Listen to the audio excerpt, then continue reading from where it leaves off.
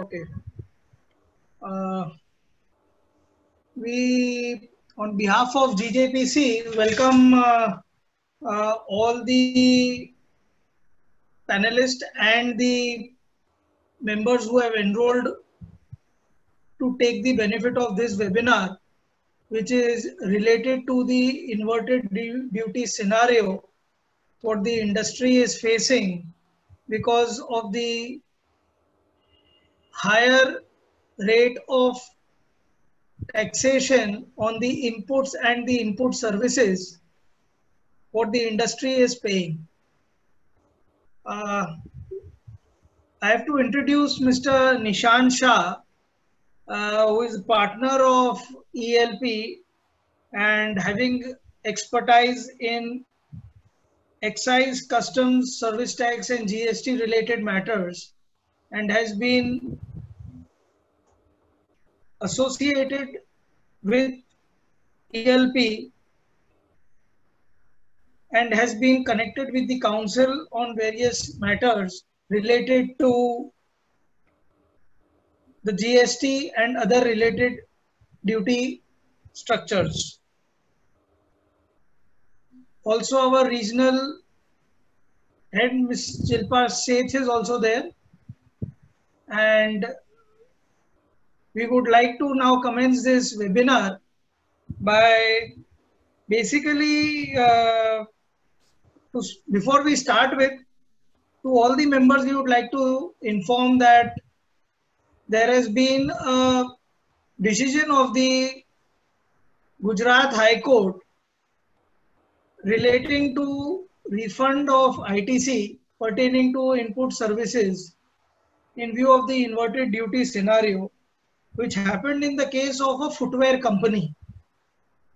Now, in light of the same and the inferences what we get out of the order that has been passed, मैं request करूंगा निशान जी को कि आप इस ऑर्डर के विषय में थोड़ी सी हमें जानकारी दें एंड देन हम इस विषय के ऊपर क्वेश्चन एंड आंसर आगे ले सकते हैं. Thank you Lalit ji. ये जो इश्यू है, आई नो હું ઇંગ્લિશ ગુજરાતી હિન્દી ત્રણે મિક્સ કરીને આમાં બોલતો રહીશ એટલે બધાને સુવિધા રહે.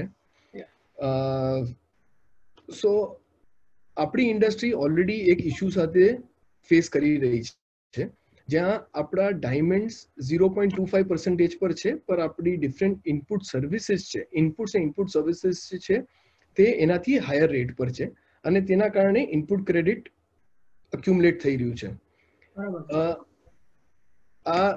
આજનું જે લલિતજીએ કીધું એ પ્રમાણે this is today's presentation is mainly focused on a recent decision of the Gujarat High Court which has addressed or rather overturned the understanding of the department which has been impressed upon us that credit or the refund cannot be available. Presentation raju karwa pehla, before starting my presentation, let me thank GJPC for giving me this opportunity. Mr. Lalit Bajaj, Jilpaven, thank you so much for giving this opportunity. And while we have put together a small presentation on this, we will be happy to answer any questions. And but we hope that the presentation itself is clear enough. અને તમને આમાંથી ઘણા solution at least value added information મળે કે હવે તમારે તમારા બિઝનેસમાં શું કરવું છે જેનાથી કે આ જે અક્યુમ્યુલેશન થઈ રહ્યું છે એને આખું કાઢી તો નહીં શકાય પણ કેટલું મિનિમાઇઝ કરી શકાય છે.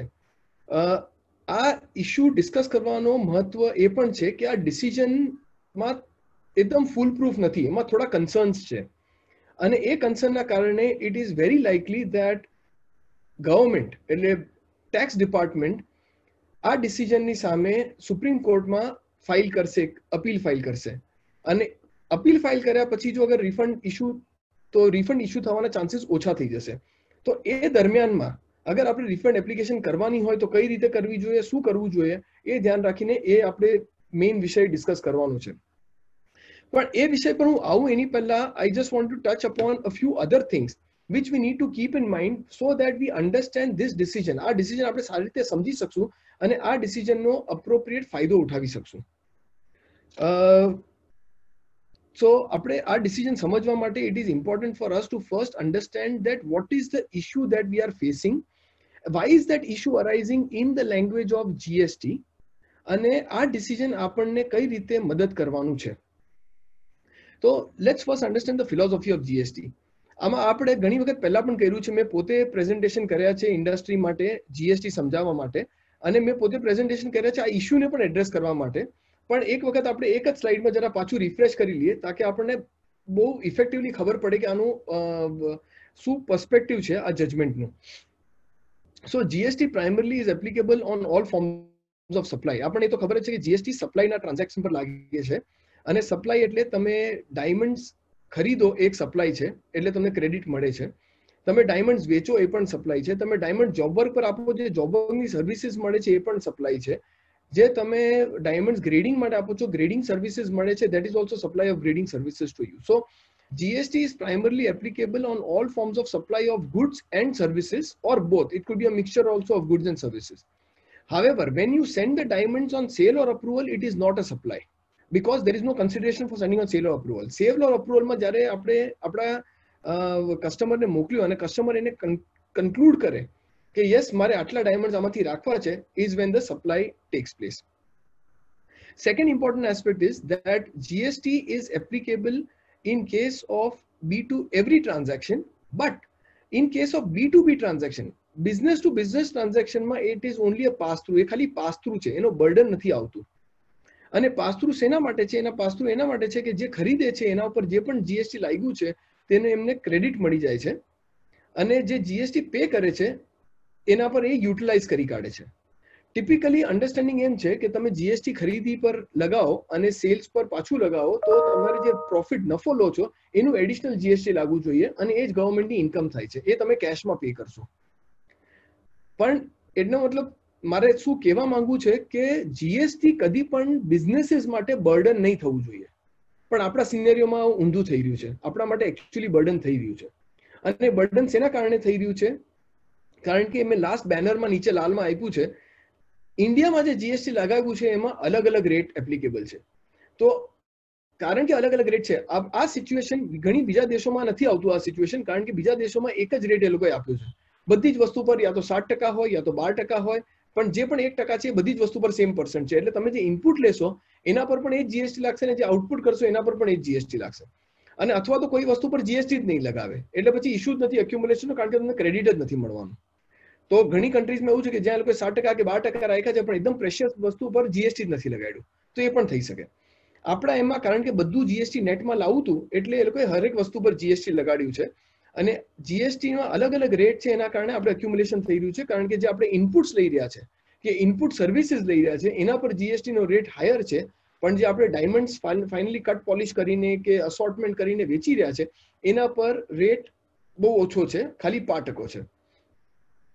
હવે જનરલી શું થાય જીએસટીમાં? જીએસટીમાં જેમ મેં કીધું બિઝનેસીસ માટે તો કદી એ બર્ડન થાય જ નહીં. It is always a pass through. તમે ક્રેડિટ લો, ક્રેડિટ વાપરી કાઢો, અને જે તમારો નફો થાય છે એના પર જ ટેક્સ ભરો. પણ છેલ્લે તો કોઈને બર્ડન આપવું જ પડશે, નહીં તો સરકારને આનું રેવન્યુ નહીં મળે. તો જે ફાઇનલ કન્ઝ્યુમર છે કે જેને ડાયમંડ, કોઈ કન્ઝ્યુમરે ડાયમંડ લીધા એના પોતાના દાગીનામાં નાખીને પહેરવા માટે, એને એનું બર્ડન મળી જશે. અને જો આ ડાયમંડ ઇન્ડિયામાં નથી વપરાવાના અને એક્સપોર્ટ થવાનું છે, તો જે ફાઇનલ એક્સપોર્ટર છે એ એક્સપોર્ટરના હાથમાં પહેલું ટ્રાન્ઝેક્શનથી લઈને ઇન્ડિયાના છેલ્લા ટ્રાન્ઝેક્શનમાં જેટલા ટ્રાન્ઝેક્શન ઇન્ડિયામાં થયા છે, કે કોઈ જે ઇમ્પોર્ટર છે એને ઇમ્પોર્ટ કર્યું, એમાંથી એને એક ડીલરને વેચ્યું, ડીલરે કોઈ બીજાને વેચ્યું કે જેને એસોર્ટમેન્ટ કરે, એમાંથી કોઈ ઇન્ટરમીડિયેટરી પાસે ગયું, ઇન્ટરમીડિયેટરી પાછા બીજા પડીકા બનાવ્યા, એ પડીકામાંથી ત્રીજા માણસને ગયું, એ ત્રીજા માણસે કટિંગ પોલિશિંગ કરાવ્યું, એમાંથી પાછું અસોર્ટમેન્ટ થયું, અને છેલ્લા માણસે પછી છેલ્લી કંપનીએ પછી એક્સપોર્ટ કર્યું. બધા હરેક સ્ટેજ પર જે પણ જેનો પણ પાસે આ ડાયમંડ્સ મૂવ થયા છે એ લોકોએ કઈ ને કઈ નફો બનાવ્યો જશે.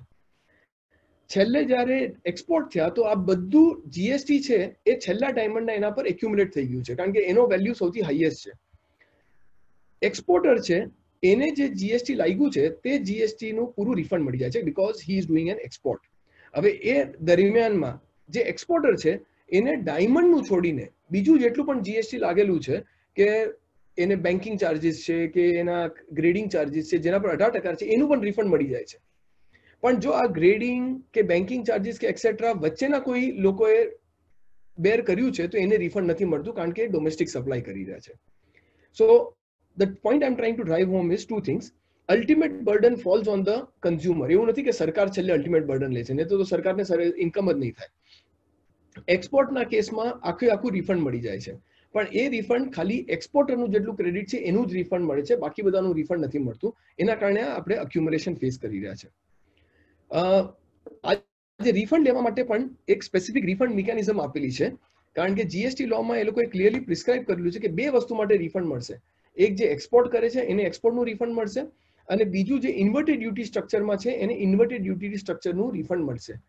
હવે એ જે પ્રોવિઝન છે એ પ્રોવિઝન એ રીતે કહી રહ્યું છે કે તમને જે ઇનપુટ્સ વાપરો છો એનું રિફંડ મળશે, ઇનપુટ સર્વિસીસનું મળશે કે નહીં મળશે, એટલે એમાં એ લોકોએ નહીં મળશે એમ કીધેલું છે.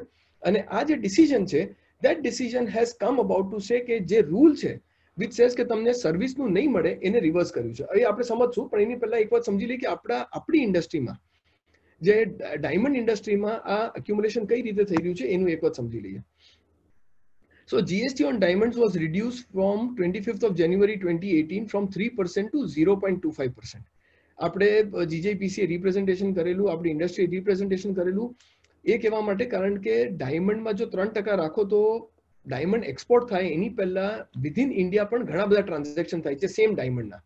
એક ડાયમંડનું પડીકું જે ઇમ્પોર્ટ થયું એ છેલ્લે એક્સપોર્ટ થાય એની વચ્ચે એટલીસ્ટ મિનિમમ 5 થી લઈને 10 વખત હાથ ચેન્જ થાય છે એ ડાયમંડ એક્સપોર્ટ થવા પહેલા.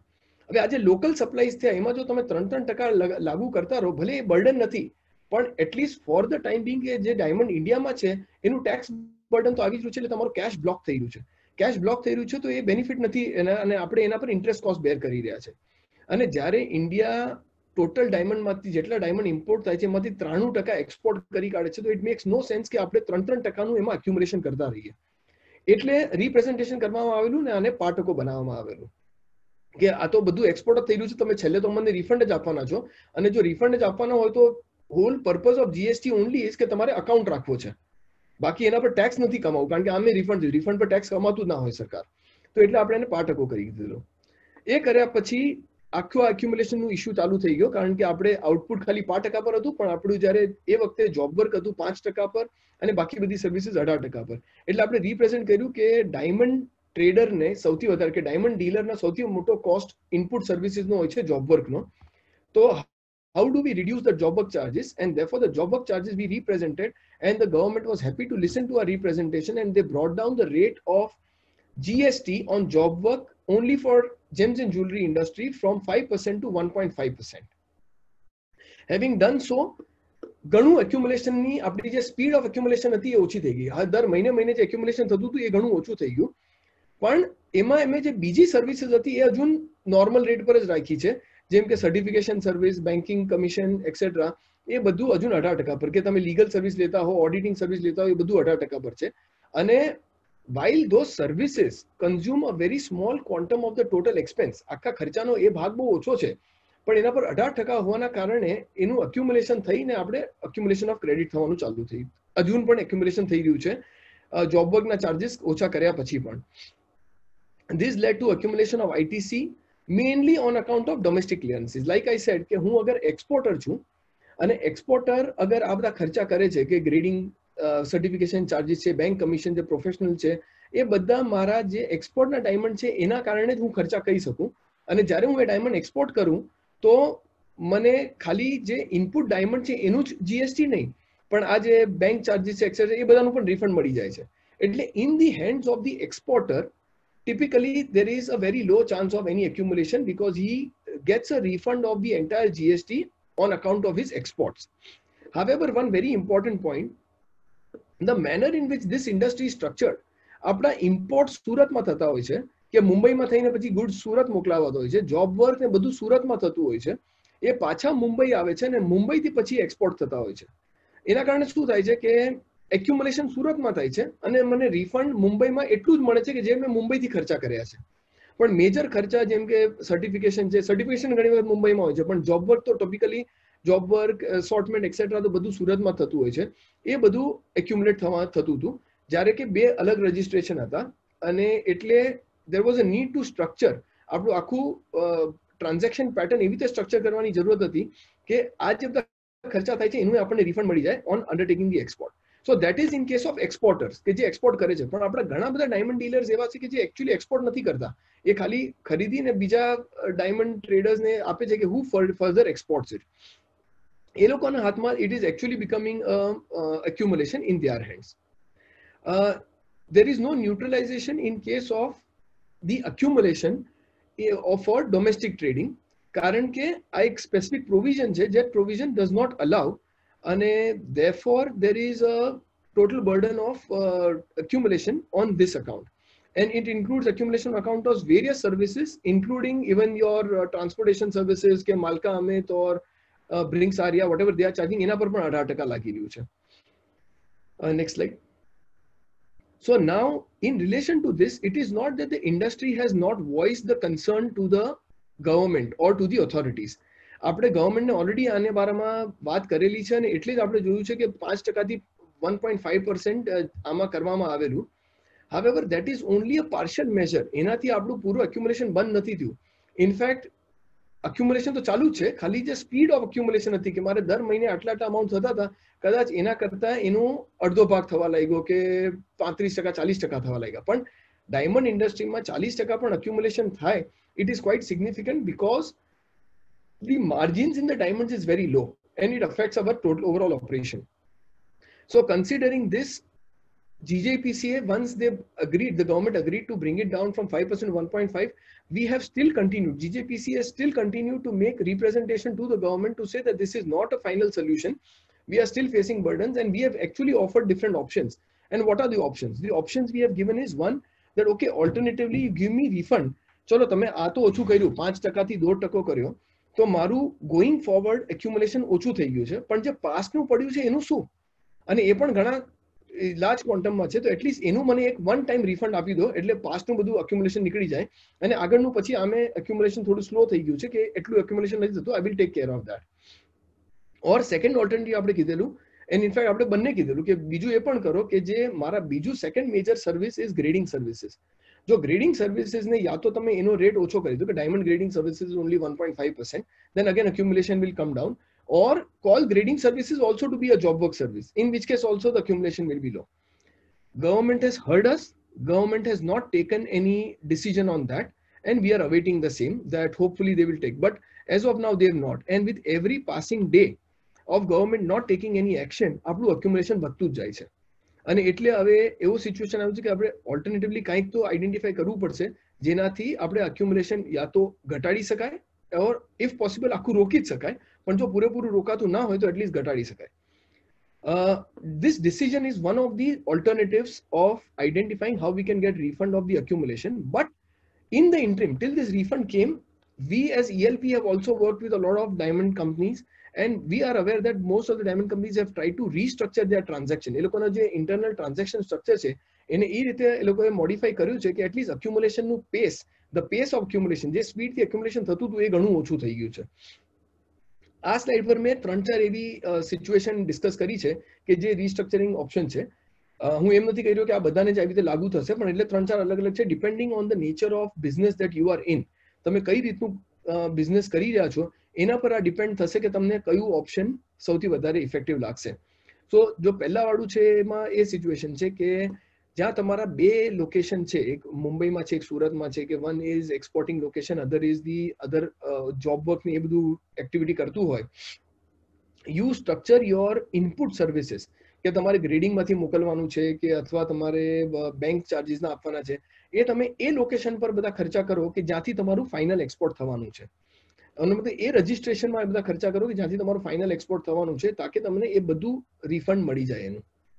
સેકન્ડ ઓલ્ટરનેટિવ એ છે કે લેટ્સ અઝ્યુમ એક સ્ટ્રક્ચર હું કહું છું કે મુંબઈમાં ઇમ્પોર્ટ થાય છે ડાયમંડ પછી સુરત મોકલવામાં આવે છે, સુરતમાં અસોર્ટમેન્ટ થાય છે, ત્યાંથી પછી જોબ વર્કરને આપવામાં આવે છે, જોબ વર્કર કરે છે, એક એગ્રીગેટર છે, એગ્રીગેટર પાછું બધું ભેગું કરે છે, પાછું સુરતની ઓફિસ પર આવે છે, ત્યાંથી મુંબઈ આવે છે, મુંબઈથી એક્સપોર્ટ થાય છે.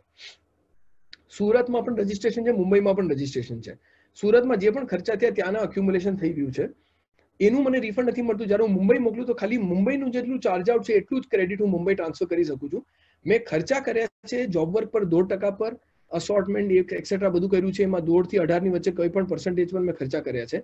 હું જ્યારે આ ડાયમંડ્સ અહીંયા મોકલું છું, I am sending these diamonds to the head office that is in Mumbai. I am charging only 0.25%. Because I am charging only 0.25%, મારું સુરતમાં ઘણું અક્યુમ્યુલેશન થઈ ગયું છે. આમાં પણ આપણે એક સ્ટ્રક્ચરિંગ આઈડેન્ટિફાઈ કરેલું છે કે મુંબઈ સુરતને ડાયમંડ ટ્રાન્સફર નહીં કરે, એટલે ડિલિવરી ચલાન પર નહીં મોકલે, પણ આપણે ઇનવોઇસ પર નહીં મોકલે, પણ ડિલિવરી ચલાન પર મોકલવાનું. અને Surat acts as a job worker of Mumbai and there is no restriction. એમાં કોઈ રિસ્ટ્રિક્શન નથી લોમાં કે સુરતને જોબ વર્કરની જેમ મળ્યું તો એ પાછા બીજા જોબ વર્કર પાસે કામ ના કરાવી શકે. તો એટલે મુંબઈ સુરતને જોબ વર્કરના જેમ મોકલે, જોબ વર્કર આગળ બીજા જોબ વર્કરને મોકલે, સુરત ઓફિસ આગળ જોબ વર્કરને મોકલે, બધું કામ કરાવીને મુંબઈને જ. એટલે ownership of the diamond remains with Mumbai. In which case જેટલા લોકોને પણ ડાયમંડ જેમાં હાથમાં ગયા કઈ પણ વસ્તુ માટે, એ બધાનું treatment will be transfer of all the expenses will be booked in the hands of Mumbai. કારણ કે બધા લોકો ઇનવોઇસ હવે મુંબઈના નામ પર રેઝ કરશે. So that is the second scenario. Third scenario is for people who are not undertaking export. આ બે સિનેરિયો એવા છે કે તમે એક્સપોર્ટ લેતા હો તો પણ આપણે ઘણા કારોબાર એવા છે કે જે લોકો એક્સપોર્ટ નથી, એમનું ખાલી ડોમેસ્ટિક સેલ છે. તો એ કેવી રીતે કરવું?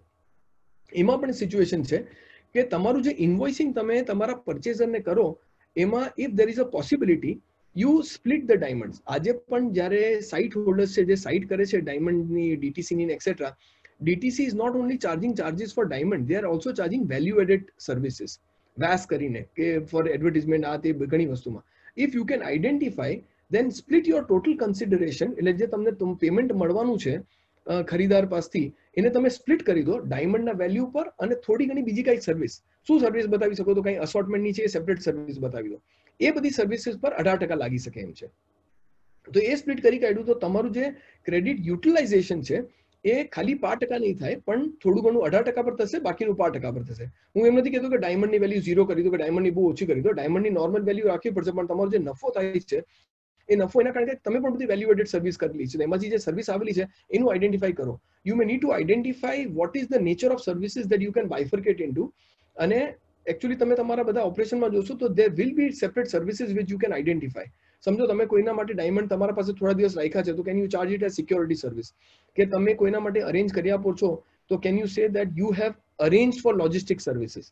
એ રીતનું કરી દો, બાયફર્કેટ કરી દો. અને એ જે અરેન્જમેન્ટ છે એમાં ભલે તમે 5% સેગ્રીગેટ કરી દેશો, 5 કે 10% કરશો, પણ એ 10% પર 18% લાગી જશે.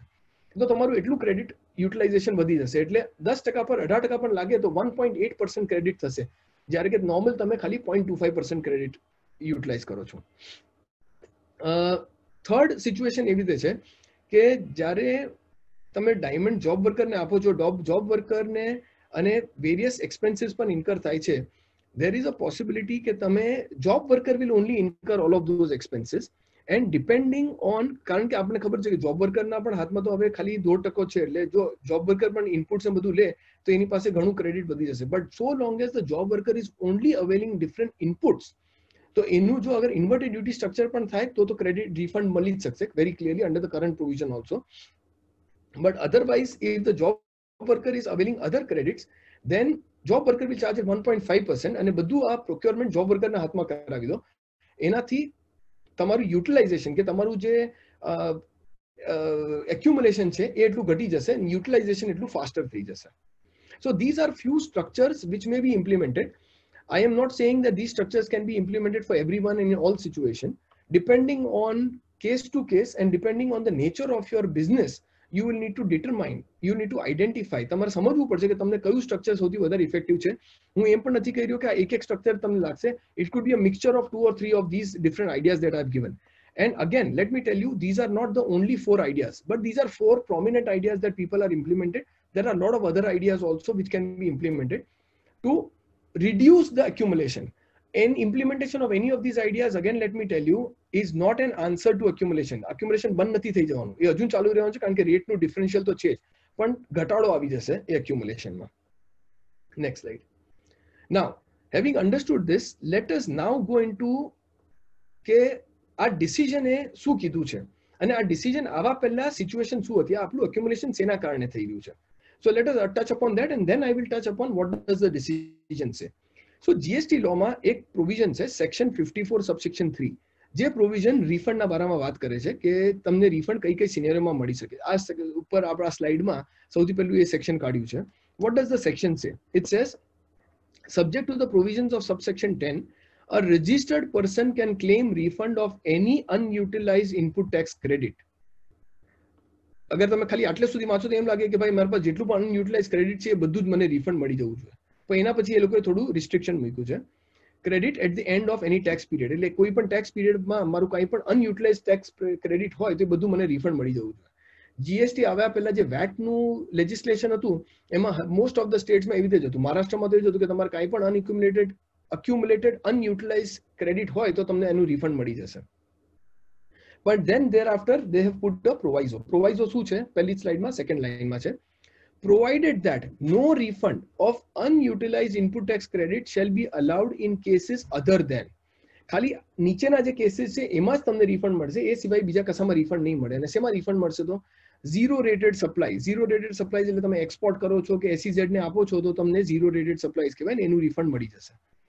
અથવા તો બીજું છે, where the credit has accumulated on account of rate of tax on inputs being higher than the rate of tax on output supplies.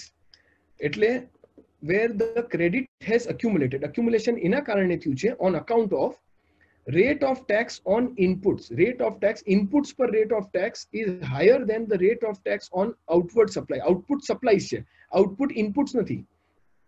કે એમ નથી rate of tax on outward supply of goods. It says output rate of tax on output supplies. Output supplies, supplies નો મતલબ goods or services both. આપણે આની પહેલાના એમાં જોયું કે supply શું, goods ને પણ સપ્લાય કહેવાય, સર્વિસીસ ને પણ સપ્લાય કહેવાય. પણ accumulated on account of only rate of tax on input. Input ના કારણે જેટલું તમારું rate of tax છે એટલાનું તમે રિફંડ લઈ શકો અગર તમારો આઉટપુટ સપ્લાયનો રેટ ઓછો છે તો. Except supplies of goods or services of both as may be notified by the government on recommendation of the council. એટલે જો અગર ગવર્મેન્ટ કહે કે અચ્છા આ સિવાય તમારી બીજી એવી કોઈક સર્વિસ હોય કે કોઈ પણ છે ગ્રેડિંગની કાલે એ લોકોએ ક્લેરિફિકેશન આપી દીધું તો એનું પણ તમને રિફંડ મળી શકશે. તો એવન્યુ ઓપન રાખ્યું છે ગવર્મેન્ટ પાસે, પણ ગવર્મેન્ટ આજ સુધી કોઈ નોટિફિકેશન આ નીચે ઇસ્યુ નથી કર્યું. તો આના માટે તો આમાં જે આપણે જોશું તો એમાં એ લોકો લખ્યું છે કે provided so and so it is given. Okay, now it says that this refund is to be obtained as per certain rules. તો હવે આપણે વાંચીએ કે રૂલમાં કેલ્ક્યુલેશન આપ્યું છે કે તમને કેટલું રિફંડ મળી શકે. So the applicable rule is rule 89 sub rule 5. એમાં પણ એક એક્સપ્લેનેશન છે. એટલે 89 સબ રૂલ 5 છે, that rule goes to give a formula. That formula says કે તમારું ટોટલ ક્રેડિટ હોય એ ક્રેડિટને મલ્ટીપ્લાય કરો કે તમારું કેટલું ઇનપુટ ક્રેડિટ છે કે જે which is because of goods upon the total input credit, અને એ પ્રપોર્શન કાઢશો એ પ્રપોર્શનમાં જેટલું છે એટલાનું તમને રિફંડ મળશે. એમાં પાછું એક રિસ્ટ્રિક્શન છે which is mentioned here on the slide in the second bullet. Explanation: for the purpose of this sub rule, the expression net ITC shall mean input tax credit availed on inputs. આમાં પાછું લખ્યું છે inputs during the relevant period other than the input tax credit availed for which refund is claimed under rules sub rules 4A 4B or both. Basically આ rule શું કહી રહ્યું છે? આ રૂલ એમ કહી રહ્યું છે કે જે તમે રિફંડ 54(3) ના નીચે લેવા આવશો ફોર ઇન્વર્ટેડ ડ્યુટી સ્ટ્રક્ચર તો it will be limited only to inputs. Net ITC shall mean input tax credit, ખાલી એટલું જ input tax credit which is for inputs. હું શા માટે આ બંને વાંચી રહ્યો છું? એના પછી એક સર્ક્યુલર પણ ઇસ્યુ થયું છે. સર્ક્યુલરમાં શું કીધું છે? It is clarified that both the law and the related rules clearly prevent the refund of tax paid on input services and capital goods as part of refund of input tax credit accumulated on account of inverted duty structure. તો પહેલા section હતું, section પછી એનું rule આવ્યું. Rule કહેતું હતું કે ખાલી ઇનપુટ્સ પર જ રિફંડ મળશે. એના પછી હજુ કન્ફ્યુઝન હતું લોકોના માઇન્ડમાં, એટલે ગવર્મેન્ટે સર્ક્યુલર ઇસ્યુ કર્યું. સર્ક્યુલરમાં એમ કીધું કે ભાઈ હું ક્લિયર કરું છું કે તમને રિફંડ ખાલી ઇનપુટ ટેક્સ ક્રેડિટ ઓન ઇનપુટ્સનું જ મળશે, ઇનપુટ સર્વિસીસ કે કેપિટલ ગુડ્સનું રિફંડ નહીં મળે on account of accumulation of inverted duty structure. તો આખું ક્લિયર થઈ ગયું. હવે in light of this, so this was the position of the regulation or the applicable law in the country prior to the judgment of the Ahmedabad High Court. આપણે સમજવાનું important હતું કે આ સિચ્યુએશન શું હતી અમદાવાદ હાઈકોર્ટનું જજમેન્ટ આવ્યું એની પહેલા. હવે આપણે જશું અમદાવાદ હાઈકોર્ટના જજમેન્ટ પર, પણ એની પહેલા એક વસ્તુ સમજી લઈએ કે અમદાવાદ હાઈકોર્ટના જજમેન્ટમાં એટલે એ લોકોએ શું અપીલ કરી છે, અને દેટ ઇઝ હિયર. ક્વેશ્ચન્સ એટલે રિટ પિટિશન ફાઇલ કરવામાં આવેલી, જેમ લલિતજીએ કીધું કે it was by a footwear company. Footwear company, why? Because on footwear also the rate is 5%, but whereas to prepare manufacture the footwear, જે એ લોકો ઘણી સર્વિસીસ લે છે, બધી સર્વિસીસ પર 18% છે, અને એ લોકોને પણ ઇન્વર્ટેડ ડ્યુટી સ્ટ્રક્ચર થતું. તો રિટ પિટિશનમાં શું પ્લી કરવામાં આવેલી? એમ પ્લી કરવામાં આવેલી કે જે રૂલ 89(5) છે એ જ આ ક્રેડિટ રોકી રહ્યું છે. ઇનફેક્ટ જો 89(5) રૂલને આપણે કાઢીએ તો 54(3) તો એમ કે છે કે અમને પૂરું જ રિફંડ મળવું જોઈએ, be it of inputs or input services, અમને રિફંડ મળવું જોઈએ. હવે supreme please take the previous slide. તો આપણે એક વાત સમજીએ કે આમાં રીટ શું ફાઇલ કરવામાં આવી છે. રીટમાં એમ ફાઇલ કરવામાં આવ્યું છે, સેક્શન કે છે 54(3) કે provided that no refund of unutilized input tax credit shall be allowed in cases other than where the credit has accumulated on account of. એટલે એમ કહેવાયું કે 54 માં એમ કહેવાયું કે no refund of input tax credit shall be allowed other than in this scenario. એટલે input tax એનું otherwise મને રિફંડ મળવું જોઈએ અગર ઇન્વર્ટેડ ડ્યુટી સ્ટ્રક્ચર હોય તો. 89 એ એક ફોર્મ્યુલા બનાવ્યું છે, અને એ ફોર્મ્યુલા બેસિસ પર આ સર્ક્યુલર પણ છે. ફોર્મ્યુલા એવી રીતે બનાવ્યું છે કે હું જ્યારે ફોર્મ્યુલા અપ્લાય કરું તો ખાલી ઇનપુટનું જ મને રિફંડ મળે છે. તો આ રીટ પિટિશનમાં એવી રીતે ફાઇલ કરવામાં આવ્યું કે સેક્શન તો ઘણું વાઇડ છે. સેક્શન તો કહે છે કે અનયુટિલાઇઝ ઇનપુટ ટેક્સ ક્રેડિટ, પણ 89(5) માં જે તમે ફોર્મ્યુલા બનાવ્યો છે ને એ સેક્શનથી ઘણો સાંકડો બનાવ્યો છે. એટલે refund due under the explanation is much lesser, and therefore અગર સેક્શન કંઈ કહેતું હોય તો રૂલ તો ખાલી એને ફોલો કરે, રૂલ કંઈ નવા રિસ્ટ્રિક્શન ના લાવી શકે. એટલે આ રૂલ ખોટું છે. તમે આ રૂલ કાઢો અને પછી ડાયરેક્ટ સેક્શન નીચે વાંચો કે કેટલું મને રિફંડ મળવું જોઈએ અને એટલું રિફંડ તમારે આપવું જોઈએ મને એકચ્યુઅલી. તો આ પ્લી કરવામાં આવેલી કોર્ટના સામે. Now will go to the next slide. So therefore પ્લીમાં પહેલું એમ કહેવામાં આવ્યું, hold that the amended rule 89(5) of the CGST is ultra vires 54(3). 54(3) ઘણું મોટું છે, ઘણું વાઇડ છે. 89(5) ઘણું સાંકડું કરી દે છે ને એટલે અમારું રિફંડ રોકવામાં આવે છે. In as much as the said section 54(3) provides for refund of any unutilized input tax credit. કાંઈ પણ unutilized input tax credit મને રિફંડ મળવું જોઈએ, be it goods, inputs or input services accumulated on account of inverted duty structure, thereby covering credit of inputs as well as input services. Rule જબરદસ્તીનું મૂકી દીધું છે કે જે એને સાંકડું કરે છે. અને જો તમે સેક્શન પર જાઓ, and rule cannot go beyond the section. Section guides how much the rule can say. તમે રૂલ સેક્શનથી મોટું ના બનાવી શકો. સેકન્ડ ક્વેશ્ચન તો આ પહેલો ગ્રાઉન્ડ હતો. બીજો ક્વેશ્ચન એવી રીતે પણ પુટઅપ કરવામાં આવેલો હાઈકોર્ટની સામે કે rule 89(5) is violative of Article 14 of the Constitution. What is Article 14 of the Constitution? Article 14 of the Constitution of India is equality of rights. તો એમ કહેવા માટે કે in as much as it treats dealers of accumulated credit of inputs and dealers of accumulated credit of input services differently. આજે કોઈ માણસ જે manufacture કરે છે, ગુડ્સ વેચે છે, એને ક્રેડિટ અક્યુમ્યુલેટ થાય છે ઇનપુટ્સના કારણે, તો તમે રિફંડ આપવા તૈયાર છો. કોઈ માણસ જેને અક્યુમ્યુલેશન થાય છે ઇનપુટ સર્વિસીસના કારણે, તો તમે રિફંડ આપવા તૈયાર નથી. ઇનપુટ ક્રેડિટ તમારા માટે એક છે. તમે જીએસટી એમ લાવીને કીધું કે આપણે એક સિંગલ ટેક્સ લાવી રહ્યા છે, સિંગલ ક્રેડિટ મિકેનિઝમ લાવી રહ્યા છે.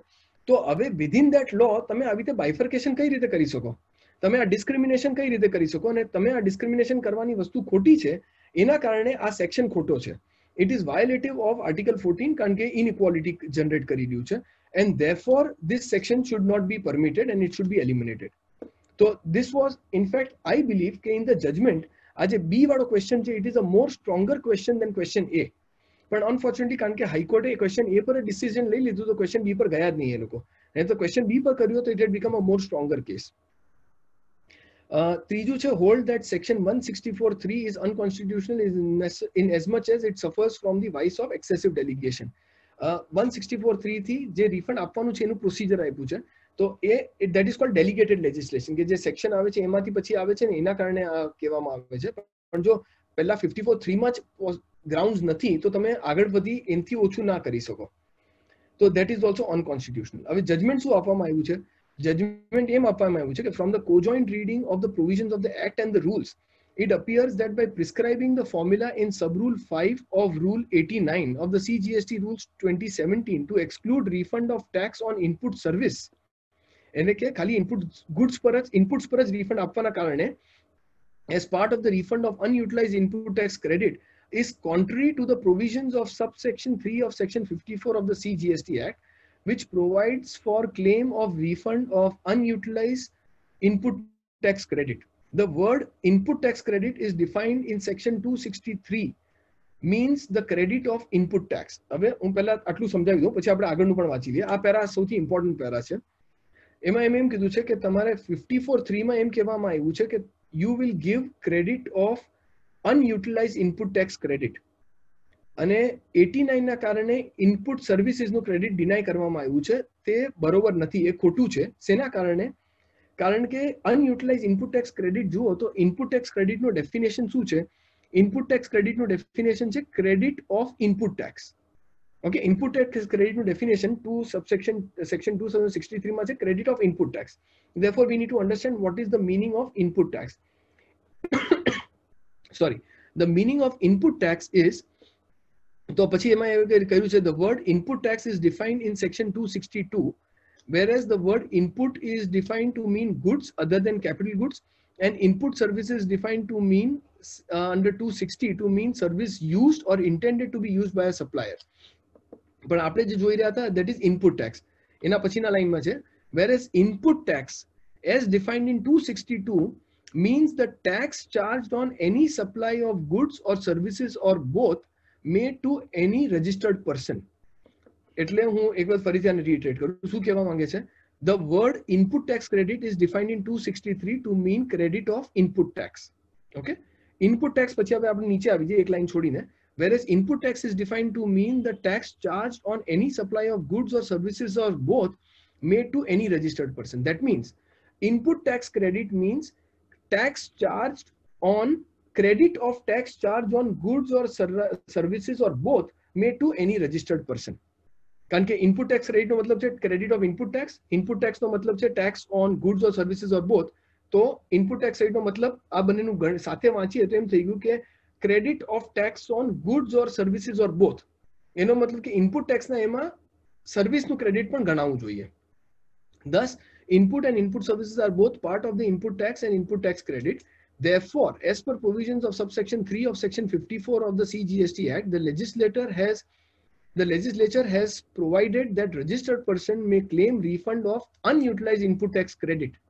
Unutilized input tax. તો એટલે unutilized input tax માં બંને વસ્તુ આવી ગઈ. Tax on account of goods or services. And therefore, અગર તમે હવે એવો રૂલ બનાવ્યો છે કે જે રૂલ તમને ખાલી ઇનપુટ્સનું જ રિફંડ આપે છે ને ઇનપુટ સર્વિસનું નથી આપતું, તો રૂલ એક્ટનું નથી માની રહ્યું, રૂલ સેક્શનનું નથી માની રહ્યું, એટલે આ રૂલ ખોટો છે અને એટલે તમારે પૂરું ક્રેડિટ મળવું જોઈએ. તો એમ કરીને ડિપાર્ટમેન્ટે એવી રીતે કર્યું છે. હવે આમાં ઇશ્યુ એ છે કે ડિપાર્ટમેન્ટે આખી calculation, supreme go to the previous slide. So department હવે આમાં શું ઇશ્યુ થઈ ગયો છે અને કારણ આ જજમેન્ટ બરાબર છે કે નહીં એનો થોડો ડાઉટ ઉભો થાય છે. એના કારણે કારણ કે ડિપાર્ટમેન્ટે અહીંયા જે લખ્યું છે provided that no refund of unutilised input tax credit shall be allowed in cases other than. પણ એમાં જે નીચે છે પોઈન્ટ નંબર 2 એમાં લખ્યું છે where the credit has accumulated on account of rate of tax on inputs. એ કોર્ટે ડિટેલમાં નથી ડેલિબ્રેટ કર્યું અને એમાં જે કોર્ટે ડિટેલ ડેલિબ્રેશન કર્યું છે તો કોર્ટે એમ કીધું છે કે rate of tax on input should be considered as rate of input tax. અને ઇનપુટ ટેક્સનું આપણે જોયું કે input tax means tax on goods and services. અને therefore the court has gone to say that તમને rate of tax on inputs આવે તો it is rate of input tax which is tax on goods and services both, and therefore 54(3) actually says that you should be eligible for refund of tax on goods and services both. But if somebody takes another read, somebody may also come to the conclusion that it is actually talking about refund of rate of tax only on inputs. And therefore, this rule is actually as per 54(3) only. Unless you read 54(3), તમે 54(3) ને એવી રીતે વાંચો કે આ rate of tax on inputs is actually rate of tax or rate of input tax, તો પછી આ ખોટું ગણાશે. એટલે તો પછી આ રૂલને અપ્રોપ્રિએટ નહીં ગણાય. કોર્ટે એ રીતે વાંચ્યું છે આને, અને એટલે કોર્ટે કીધું છે કે આ રિફંડ રૂલ બરાબર નથી અને આ રૂલ લાગુ નહીં થવો જોઈએ, અને એના કારણે તમારે ઇનપુટ સર્વિસનું ક્રેડિટ રિસ્ટ્રિક્ટ નહીં થવું જોઈએ. સો આ ડિફરન્સિએશન છે, અને એના કારણે go to the next slide supreme. So what are the key points from the decision? The decision ના કારણે key points શું આવે છે? That the formula prescribed under rule 89(5) restricting the refund is contrary to 54(3). એટલે જજમેન્ટે clearly કીધું છે કે આ ખોટું છે, 89(5) નહીં લાગવું જોઈએ, 54(3) પ્રમાણે, એટલે તમને પૂરું ક્રેડિટ મળવું જોઈએ. ઇનપુટ ટેક્સ ક્રેડિટ આપણે ઓલરેડી ડિસ્કસ કરી કાઢ્યું કે input tax credit means input tax also. Moreover, clause 2 of subrule 3 of section 54(3) refers to both supply of goods and services. આપણે જે પેલું 2 વાંચ્યું, rate of tax on inputs, એમાં કોર્ટે એમ કીધું છે કે it refers to both supply of goods and services. હવે એ બરાબર છે કે નથી, that only time will tell us, because of this there is every possibility that the department may challenge this in the Supreme Court. High Court નો જે decision આવ્યો છે. અને છેલ્લું છે કે explanation to rule 89(5) denying refund of unutilized is therefore set aside is ultra virus, અને આ રૂલને નહીં ગણવામાં આવે. જો આ રૂલને નહીં ગણવામાં આવે તો તમને પૂરું રિફંડ મળશે. તો આ પોઈન્ટ પર કોર્ટે ડિસિઝન લીધું કે હવે આ રિફંડ નહીં ગણવામાં આવે, એટલે તમારી એક્યુમ્યુલેશન ઇનપુટ્સના કારણે થાય છે કે ઇનપુટ સર્વિસના કારણે થાય છે, તમને પૂરું રિફંડ મળશે. તો કોર્ટે એ ચુકાદો લીધો. હવે આમાં શું હતું કે આપણે 3 ક્વેશ્ચન જોયા જે કોર્ટના સામે પુટઅપ કરવામાં આવેલા. તો કોર્ટે પહેલા જ ક્વેશ્ચનનો આન્સર આપી દીધો, એના કારણે કોર્ટ બીજો ક્વેશ્ચન ને ત્રીજા ક્વેશ્ચનમાં ગયું જ નહીં. મારું ફિલિંગ એ હતું કે જો કોર્ટ બીજા ક્વેશ્ચનમાં ગયું હોત ને તો આ જજમેન્ટ હજુ સ્ટ્રોંગ થઈ જાત, કારણ કે બીજો question directly constitution violative to the constitution of ઇન્ડિયાને જ અકાઉન્ટ કરતું હતું. અને જો પછી અગર કોઈ આ ગણતરી ખોટી પણ કરે કે આનું રીડિંગ બરાબર નથી કોર્ટનું, તો આ કોન્સ્ટિટ્યુશનલ પાર્ટ તો સ્ટ્રોંગર થાત, કારણ કે as of now there is clearly a discrimination between a person who has accumulation because of inputs and accumulation because of input credit. તમારો સેક્શન જ એવી રીતે બનાવવામાં આવ્યું છે કે ઇનપુટનું તમારે એક્યુમ્યુલેશન થતું હોય તો રિફંડ મળશે, અને ઇનપુટ સર્વિસીસના કારણે એક્યુમ્યુલેશન થતું હોય તો રિફંડ નહીં મળે. આવું શા માટે?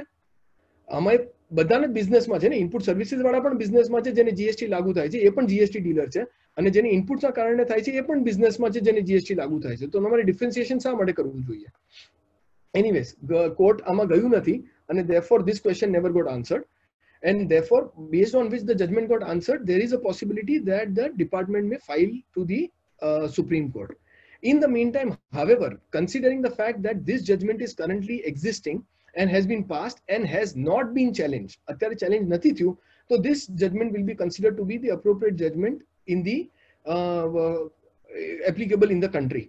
And therefore, let us now go into this, that while this judgment has been passed and it is pending, like I said, there are some doubts and concerns which exist, but having said so, we should consider that this is the judgment which is applicable. Ema બે part છે, that there is other similar writ petitions also filed in other high courts. Unless some other high court passes a judgment which is contradictory, જે આના જજમેન્ટના અગેન્સ્ટમાં છે, ત્યાં સુધી આ judgement આખા ઇન્ડિયામાં એપ્લિકેબલ થશે. ખાલી ગુજરાતમાં જ નહીં, આખા કન્ટ્રીમાં એપ્લિકેબલ કહેવાશે. પણ જો કાલે કર્ણાટકમાં કે તમિલનાડુમાં કોઈ બીજો જજમેન્ટ આવી ગયો કે which is against this, then this judgment will be applicable only in the state of Gujarat.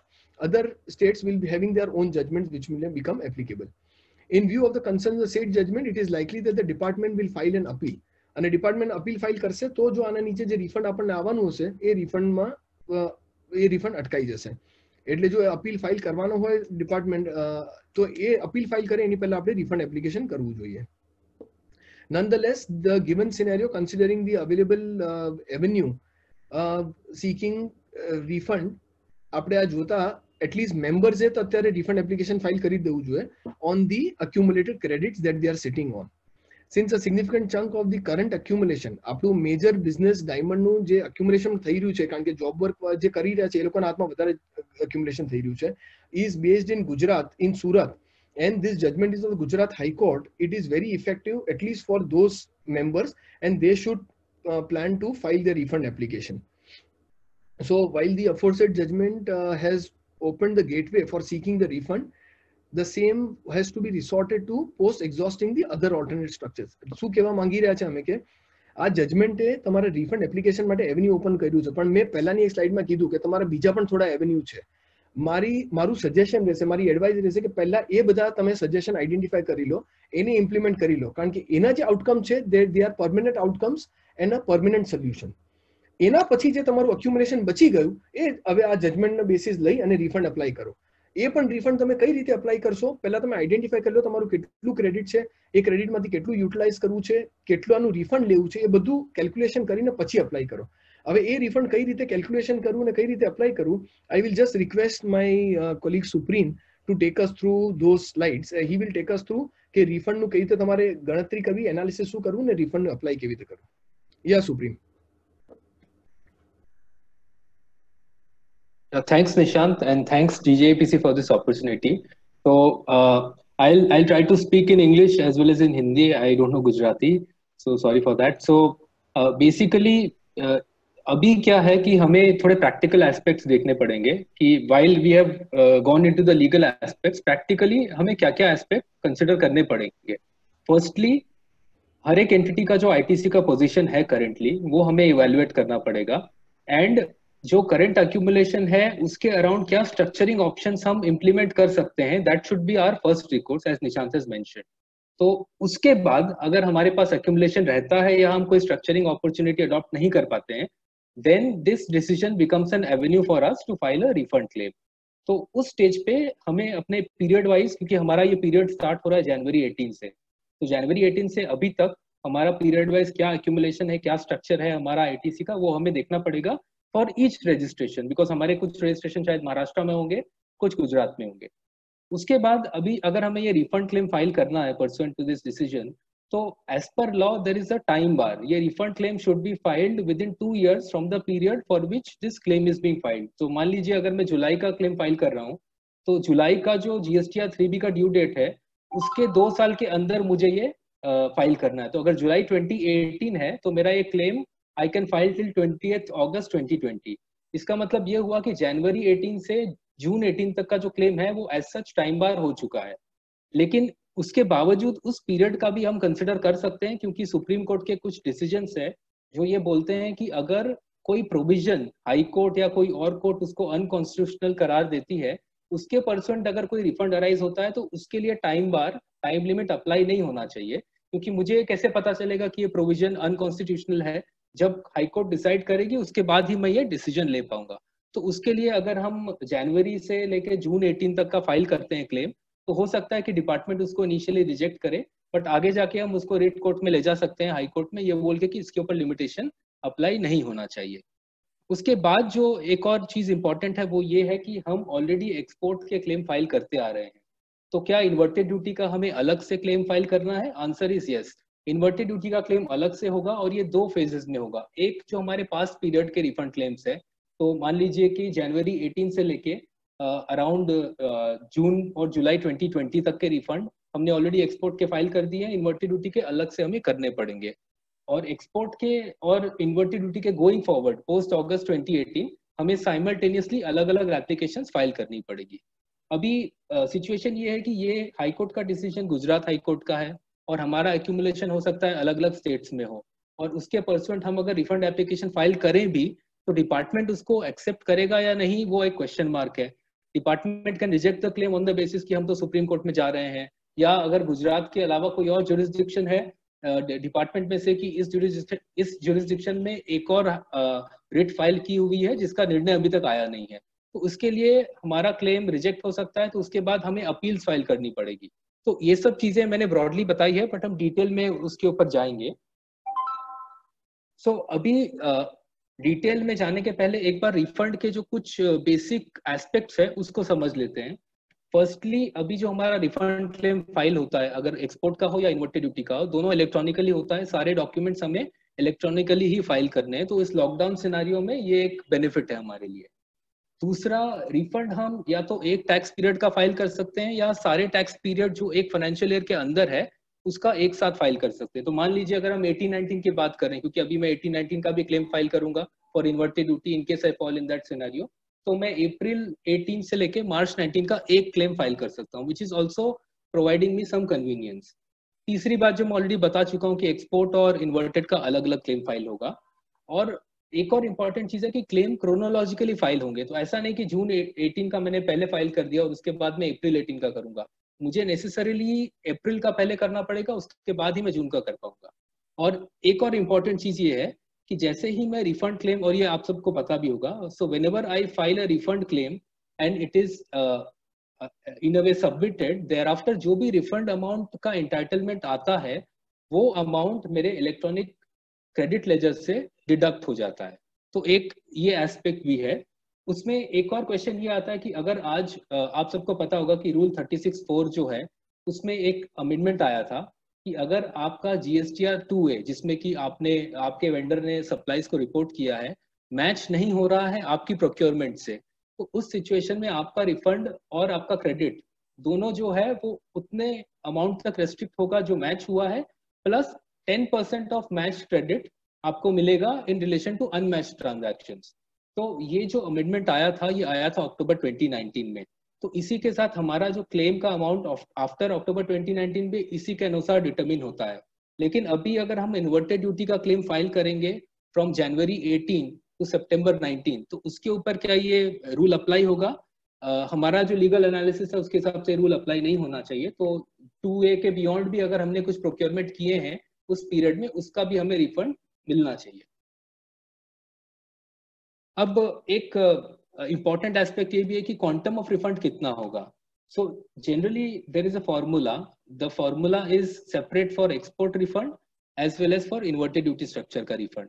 अभी उस फॉर्मूला में क्या होता है कि आपका जो प्रोपोर्शनेट ITC है विच परटेन्स टू एक्सपोर्ट और इन्वर्टेड रेटेड गुड्स का सप्लाई, वो proportionate refund is the maximum amount that you are entitled to as refund. अब वो मैक्सिमम अमाउंट है बट उस अमाउंट को दो चीजों से कंपेयर किया जाता है। तो अगर वो दो चीजें उस अमाउंट से कम है तो आपको वो कम रिफंड मिलेगा। वो दो चीजें क्या है? वो B और C है जो मैंने यहाँ पे रिफ्लेक्ट करी है। D है कि जिस पीरियड के लिए आप अपना रिफंड क्लेम फाइल कर रहे हो उस पीरियड में उस पीरियड का GSTR 3B फाइल करने के बाद आपका क्लोजिंग बैलेंस क्या था ITC का, वो कंपेयर किया जाएगा। और तीसरा, मान लीजिए कि ये रिफंड आपका जुलाई 2020 का है और आप ये क्लेम फाइल कर रहे हो दिसंबर 2020 में, तो दिसंबर 2020 में जिस दिन आप ये क्लेम फाइल कर रहे हो उस दिन आपका बैलेंस क्या है। तो ये तीनों चीजें, मैक्सिमम रिफंड, B आपका जो पीरियड का रिफंड है उसका GSTR 3B फाइल करने के बाद क्या ITC का बैलेंस था, और तीसरा जिस दिन आप रिफंड क्लेम फाइल कर रहे हो उस दिन क्या बैलेंस था, उन तीनों का जो मिनिमम है वो आपको एज रिफंड सैंक्शन होगा। उसके साथ साथ ही जैसे मैंने बताया कि जो भी अमाउंट डिटरमिन होगा वो आपके ITC से रिड्यूस हो जाएगा।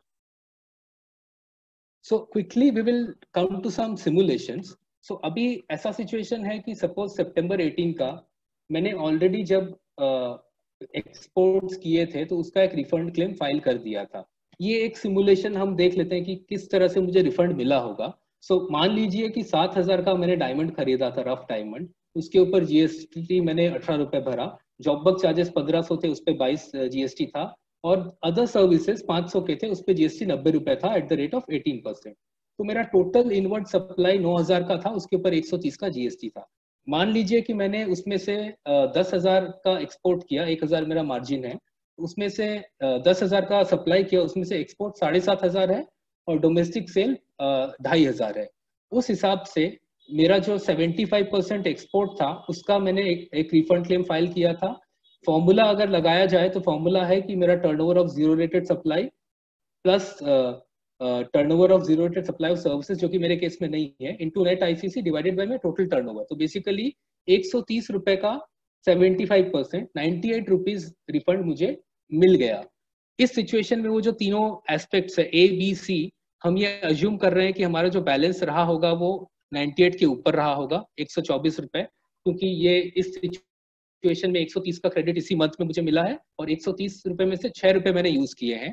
और आई एम अज्यूमिंग कि GSTR 3B फाइल करने के बाद ही मैंने एक्सपोर्ट का क्लेम फाइल किया, तो C जो है वो भी 124 रहेगा। Minimum of the 3 parameters 98 rupees का रिफंड मुझे मिल गया। और अब मेरा जो बैलेंस है 26 रुपीज, वो इसलिए है क्योंकि मेरा जो गुड्स है वो इन्वर्टेड ड्यूटी स्ट्रक्चर में फॉल करता है।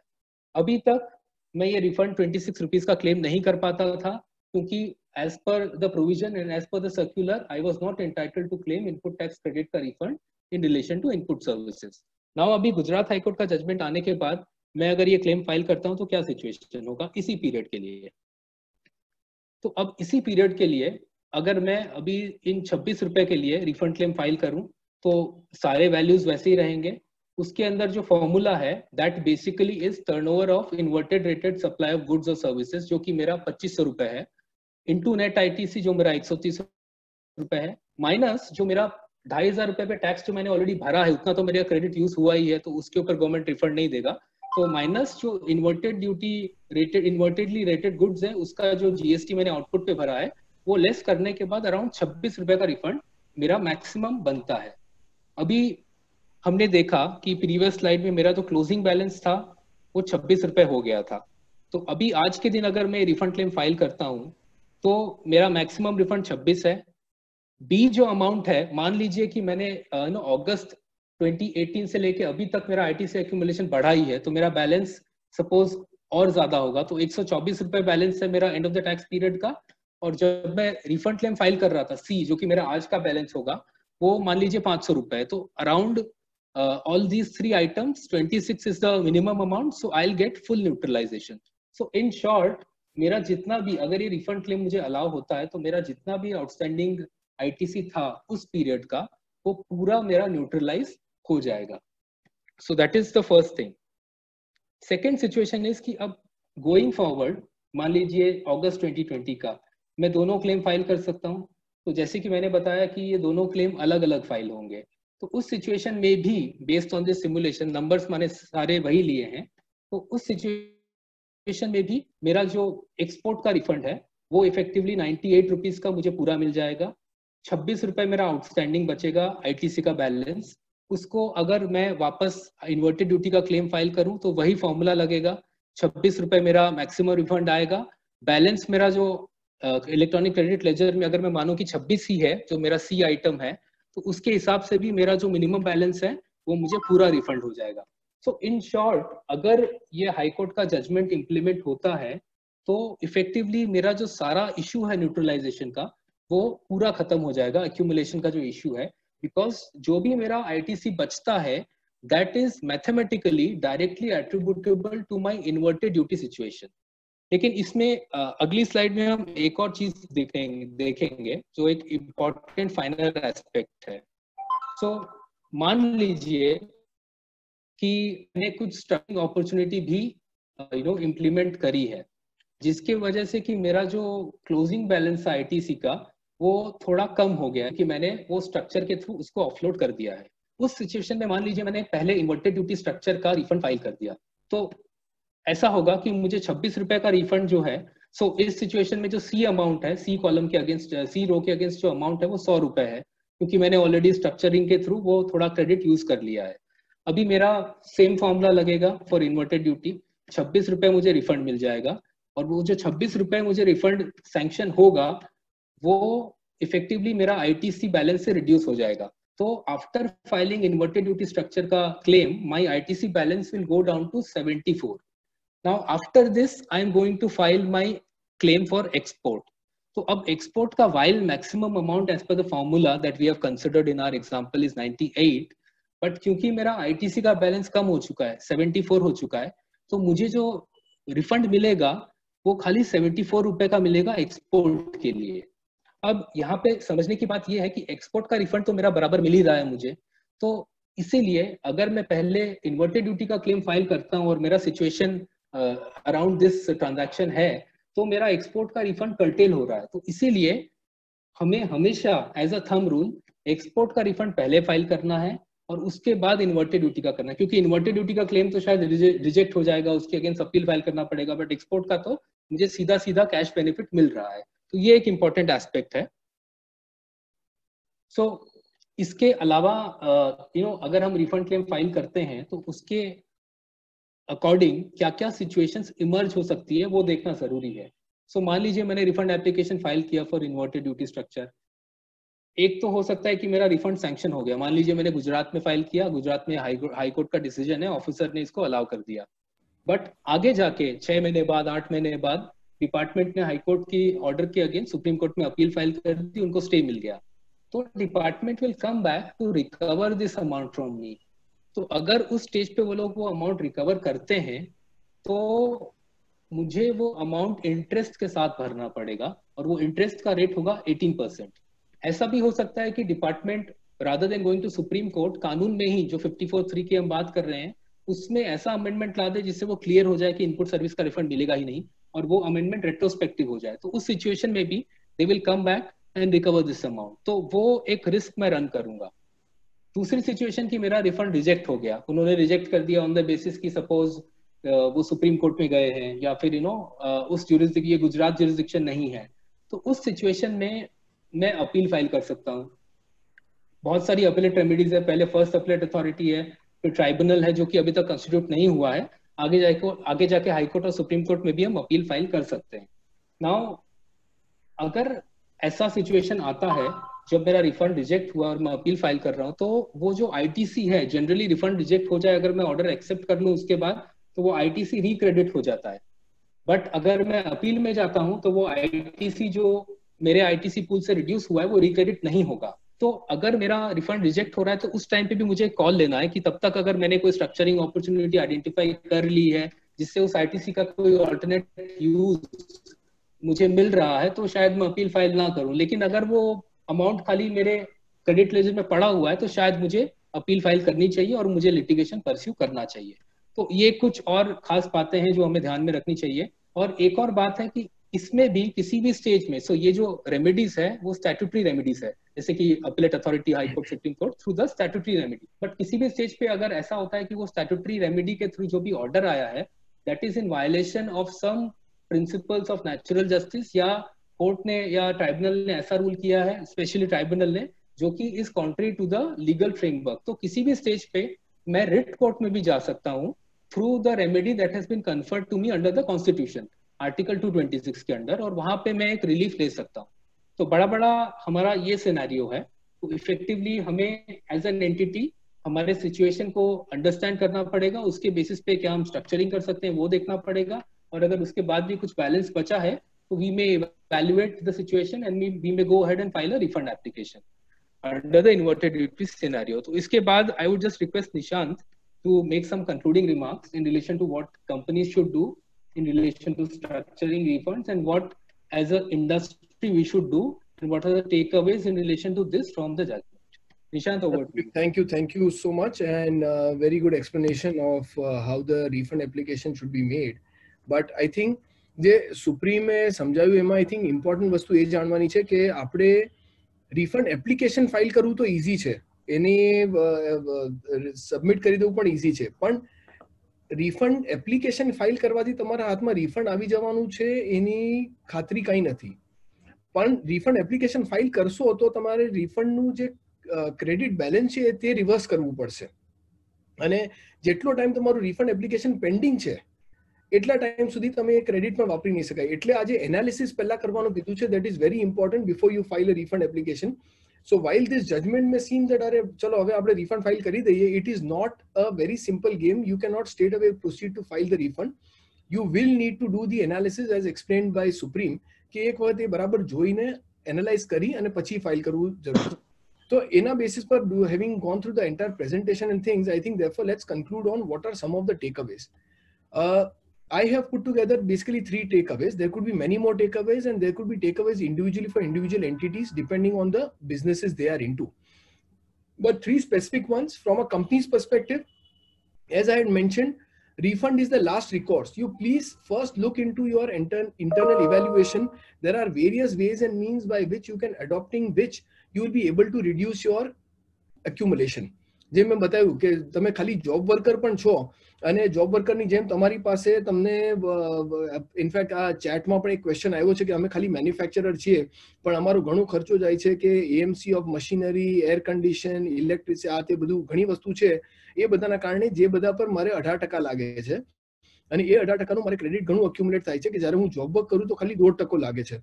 તો એ ક્રેડિટ મારે કેવી રીતે? સો even in that scenario is there a possibility કે જ્યારે તમે બિલ રેઝ કરો તમારા કસ્ટમર પર તો જોબ વર્કનું એકચ્યુઅલી જોબ વર્કનું કરો પણ એની સાથે અધર ફેસિલિટીઝ કરીને કે જેમાં તમારા બીજા એક્સપેન્ડિચર છે એનું સેપરેટ ચાર્જ કરો અને એના પર 18% કરો, તો એટલીસ્ટ એટલું તો તમારું લિક્વિડેટ થઈ જશે.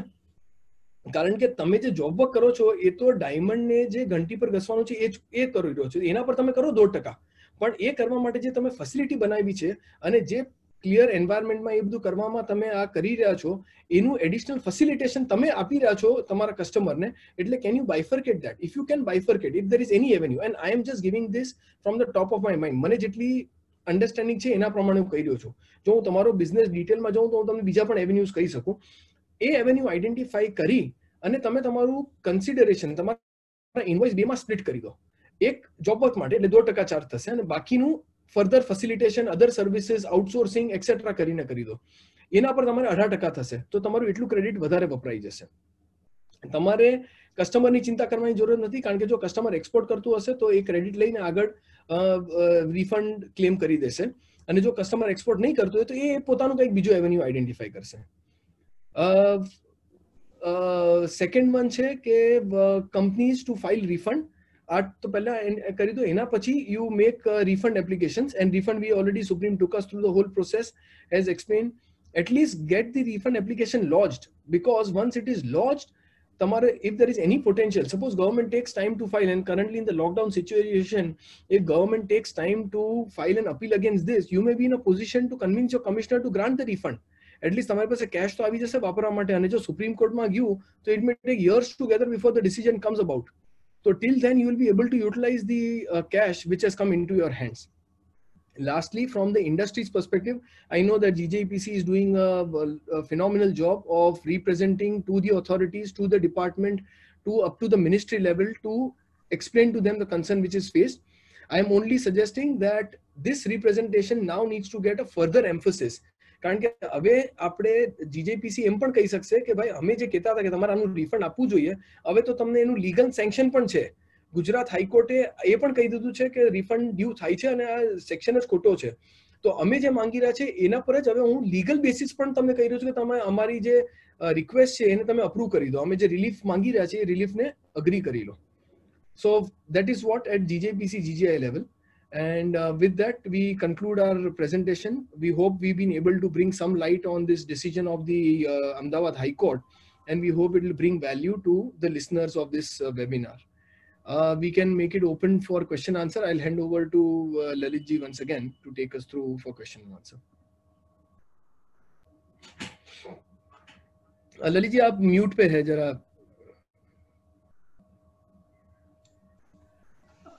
Thank you, Nishan ji. Thank you, Supreme.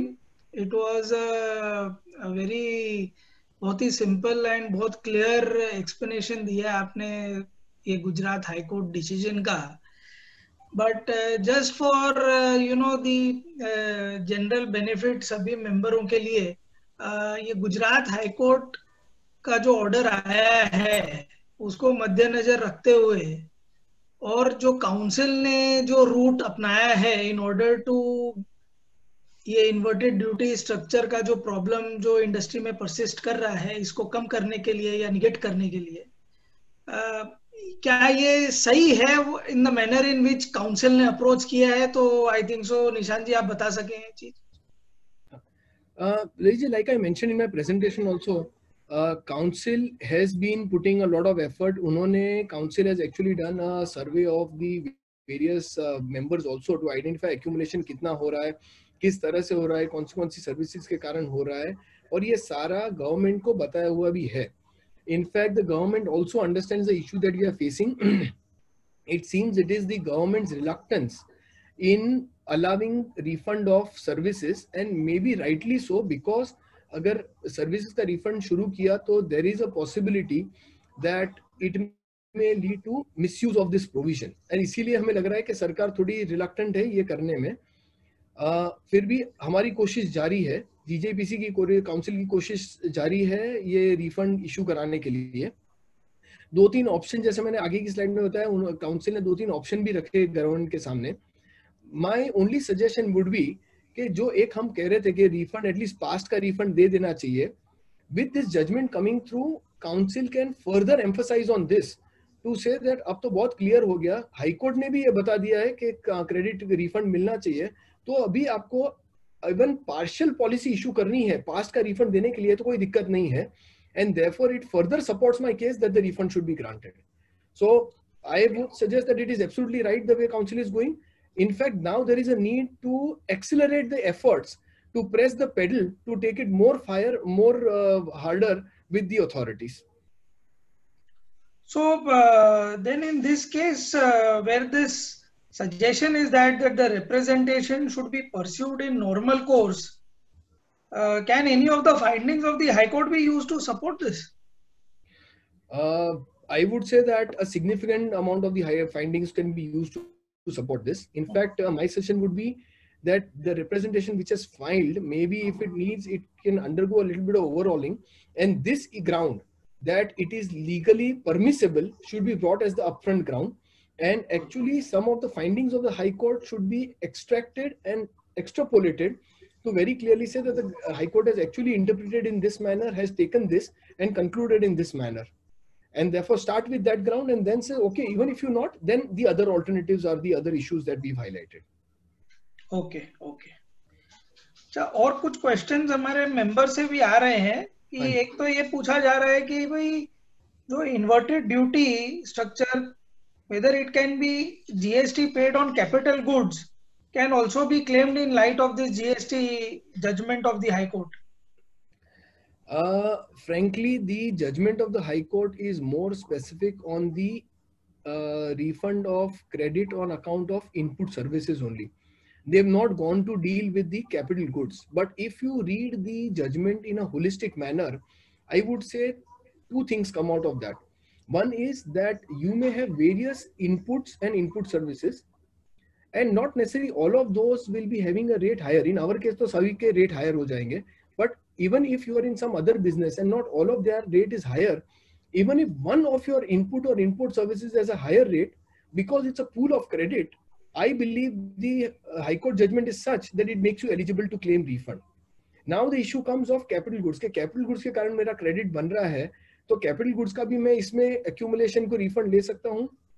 I would like to draw the attention of everyone to the definition of goods. And goods has been defined to mean inputs and capital goods. And input tax is tax arising on account of goods or services.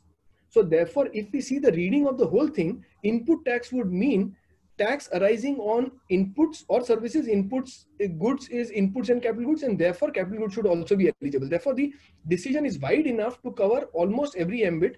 And I would suggest that there is no restriction if somebody wants to file a refund application and take the support of this judgment supports them. So only thing there, I think, Nishant, would be that while the decision provides a framework where you can claim refund in relation to everything, goods and services, but while reading down the rule 89.5, it states that for the word inputs and input services shall be used. तो वहाँ पे जब वो actual read down कर रहा है, तो वहाँ पे खाली वो input services को ही benefit दे रहा है. तो थोड़ा सा because of that observation, there may be some issue. Yeah, so like I started with by saying that the judgment is only restricting to input services being extended to input services. But since the definition of goods has both these, one may be able to pursue it if they were to take shelter under this judgment. Yeah. Okay. अभी जो question है कि Supreme, I think so probably you can answer this. Yeah, sure. Whether filing of refund claims pertaining to the inverted duty structure and its consequent rejection by the authorities, bearing in mind that on export related claims being filed for the same period, what would be the impact of this basically? So जैसे कि मैंने बताया, export का claim अलग file होता है और inverted duty structure का क्लेम अलग फाइल होता है. So one is under rule 89.4 which is export and the other is under rule 89.5 which is inverted duty structure. So both claims are independent. If my claim under 89.5 is rejected, it will not have any bearing in relation to my export claim. But जैसे कि मैंने ये भी बताया कि मुझे खाली ये ध्यान रखना है कि मैं एक्सपोर्ट का क्लेम पहले फाइल करूं, क्योंकि अगर मैं इन्वर्टेड ड्यूटी का पहले फाइल करता हूं तो हो सकता है कि मेरा रिफंड का अमाउंट जो एक्सपोर्ट में आने वाला है वो थोड़ा कर्टेल हो जाए. बट एक्सपोर्ट का रिफंड इंपैक्ट नहीं होगा just because I am filing an inverted duty का claim and it is getting rejected. तो इसमें एक मेंबर का क्वेश्चन ये भी आया है कि as the nature of goods of input and output is not changing, correct. and hence there would not be any inverted duty structure. सो अभी ये एक बहुत इंपॉर्टेंट क्वेश्चन है, ठीक है। इसमें ऐसा है कि जो प्रोवाइजो है, ओके, वो प्रोवाइजो ये बोलता है कि the rate of tax on inputs is higher than output supplies, okay. तो अगर क्वेश्चन ये होता कि वो प्रोवाइजो को हाई कोर्ट ऐसे इंटरप्रेट करता कि it is only restricted to inputs, okay, तब as per high court decision there would have been a bar कि कम से कम एक इनपुट तो होना चाहिए जिसका रेट आपका आउटपुट से ज्यादा है, तभी आपको रिफंड मिलेगा। लेकिन हाईकोर्ट ने जो फाइंडिंग दी है उसके हिसाब से हाईकोर्ट की फाइंडिंग ब्लैंकेट है। हाईकोर्ट ये नहीं बोलता कि कम से कम एक इनपुट होना चाहिए जिसका रेट आपका आउटपुट से ज्यादा है। हाईकोर्ट ये बोलता है कि ये जो 54(3) का स्कोप है वो क्लियरली सबको अप्लाई करता है, इनपुट को, इनपुट सर्विसेज को, दोनों को अप्लाई करता है। So basically it applies to the pool of your credit which is there. So long as the pool is remaining unutilized, you will be eligible, irrespective of whether the input and output are of the same heading or different heading. So the question raised by the member is very relevant, and this is why we are saying that the High Court ruling is slightly on a sticky wicket, क्योंकि वो जो proviso का impact है उसको उसने interpret नहीं किया, इसीलिए ये क्वेश्चन आ रहा है। लेकिन अगर आप मुझसे पूछो कि based on high court ruling whether I am eligible, even if my input and output rates are same, I am eligible. But that is because the High Court ruling is to some extent flawed.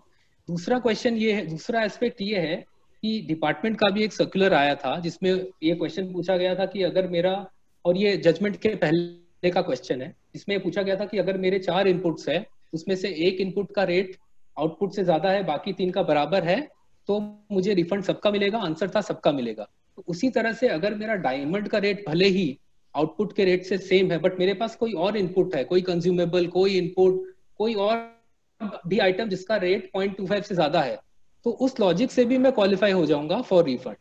Okay okay या सो फिर as Nishant ने पहले बताया कि भाई capital goods भी इसमें include होना चाहिए as per the order of the Gujarat high court. So अगर किसी ने मशीनरी इंपोर्ट की हो under EPCG scheme between the period July to October 2017, तो क्या उसपे भी उनको क्रेडिट मिलेगा? अगर हम इस जजमेंट की बेसिस पे अप्लाई कर रहे हैं, the way I explain that any kind of credit, so long as you have any one element within your total input services which has a rate higher than your output supply, then the pool comes into question. That you have a pool of unutilized input tax credit, and if there is a pool of unutilized input tax credit, you will be able to file a refund application in that regard. Okay. और अभी एक question और आया मेंबरों से कि formula does not include any cash related computation. What if out of ITC was accumulated after paying initial cash on output? Yeah, Supreme, you want to take that up? So, see, basically we are talking about the refund in relation to input tax. Okay, if I have paid something on my output side which is in excess of what was required to be paid, तो उसका अलग provision है refund के लिए, तो उसका section 54(1) में आ सकता है, या 54 के अंदर there is a residual category, उसमें भी आ सकता है। बट अभी जो हम बातचीत कर रहे हैं इन्वर्टेड ड्यूटी के लिए, उसके लिए वो एलिजिबल नहीं होगा, उसका अलग प्रोविजन होगा। या okay okay so I think so most of the questions are basically covered. एक क्वेश्चन आई थिंक किसी ने पूछा है कि क्या मैं जुलाई 17 से अभी तक का एक क्लेम फाइल कर सकता हूं। तो जैसा कि मैंने बताया, मैं कलेक्टिव पीरियड्स का कर सकता हूं, लेकिन वो एक फाइनेंशियल ईयर को पर्टेन होना चाहिए। तो 17-18 का एक हो सकता है, 18-19 का अलग, और 19-20 में जितने भी मंथ्स है उसका एक क्लेम हो सकता है, बट एक साथ में सारा एक क्लेम में नहीं डाल सकता। ओके ओके या फाइन। Okay. और भी क्वेश्चंस तो आ रहे हैं। एज पर circular 135 dated 31/3/20, it is written that input and output being the same, though attracting different rates at different times, do not get covered under the proviso of section 3 of section 54. वो अलग situation है। जैसे कि हमारा 25 जनवरी 2018 के पहले जो diamond का सिचुएशन था, उसमें डायमंड का इनपुट और आउटपुट दोनों का रेट 3% ठीक है, या फिर मेरा इनपुट का 0.25 था, आउटपुट का 3 था, तो आई was not following under inverted duty. Right. But 25 जनवरी के बाद क्या हुआ कि मेरे पास सपोज कि 3% का इन्वेंट्री पड़ा था, पॉलिश डायमंड का मान लीजिए, और उसके बाद जो मैंने सप्लाई किया उस इन्वेंट्री के थ्रू, उसका रेट 0.25 हो गया।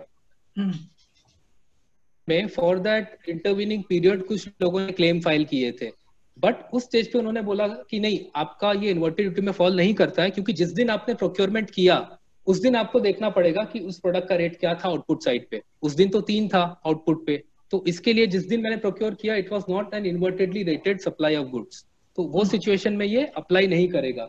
दूसरी बात ये है कि हमारे सिचुएशन में हम खाली एक इनपुट की बात नहीं कर रहे हैं कि for instance if I have diamonds, I may have other procurements also, which are chargeable to 5%, 12%, 18%. Vis-a-vis that, once it becomes invertedly rated, तो बाकी जो भी इनपुट है, भले ही वो इन्वर्टेडली रेटेड नहीं है, उन सब का रिफंड मिलेगा। ये भी एक क्लैरिफिकेशन में बताया गया था, 2019 का clarification. And post the high court judgement, if we actually implement the high court judgement, ये सब क्वेश्चंस अराइज होंगे ही नहीं, क्योंकि वहां पे स्टैंड अलोन बेसिस पे इनपुट सर्विस का भी रिफंड मिल सकता है। ओके ओके, या any more questions by anybody?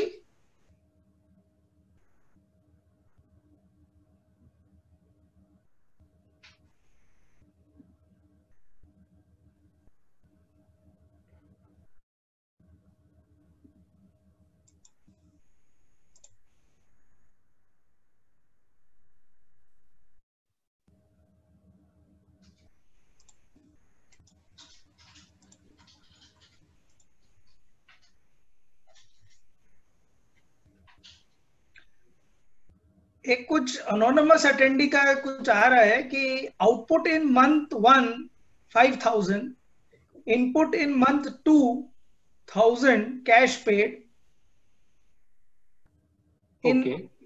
in very next month ITC is 4,000, but at year end total output is 5,000 and input is also 5,000.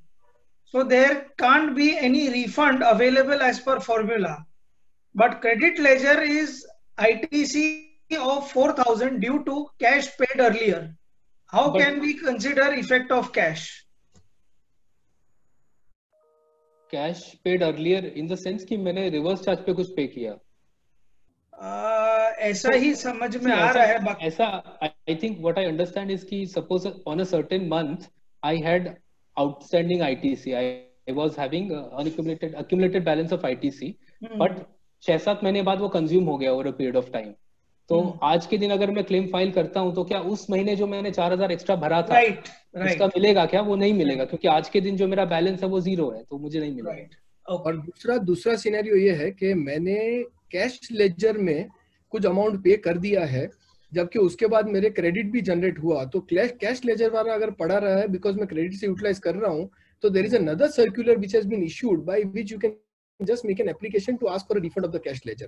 Cash ledger is your own cash lying with the government. You can call for that refund at any point in time. Yeah, correct.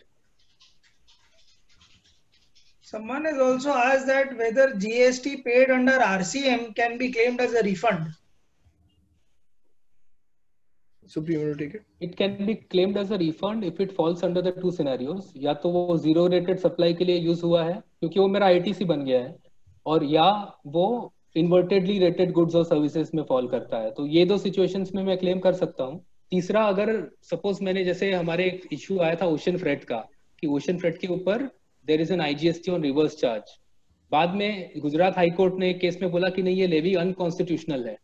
तो भले ही वो reverse charge में मैंने पे किया, लेकिन वो क्योंकि लेवी ही अनकॉन्स्टिट्यूशनल है, I can file a refund claim. तो ये 3 सिनेरियोज बड़े बड़े I think are there in which I can file a claim.